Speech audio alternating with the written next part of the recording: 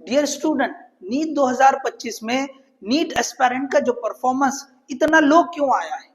अब इसकी वजह यही बताएंगे कि पेपर डिफिकल्ट था। तो क्या इससे पहले के कभी एग्जाम में पेपर टफ ही नहीं आया है? तो पेपर तो टफ पहले भी आ चुके हैं।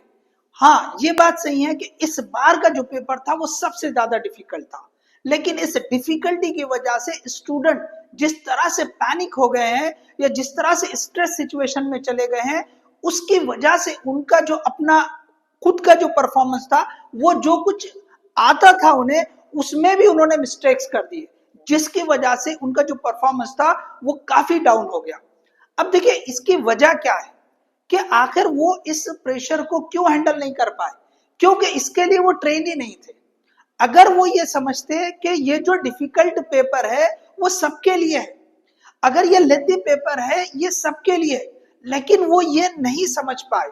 वो सिर्फ जहन में ये बिठा बैठे थे कि अगर हम 650 से कम मार्क्स लेंगे तो हमें सीट नहीं मिलेगी, और यही पैनिक सिचुएशन उनको ले डूबी है। तो देखिए ये जो परफॉर्मेंस डाउन हुआ है उसका मेन रीजन है कि वो जो सिचुएशन उनके सामने आई थी उसके लिए ट्रेंड नहीं थे।